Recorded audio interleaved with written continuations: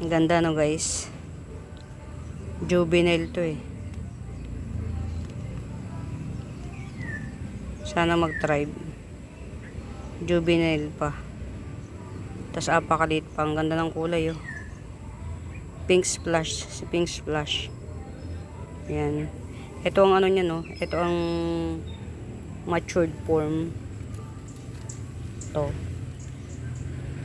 Matured form. Yan. Ganyan siya pag matured.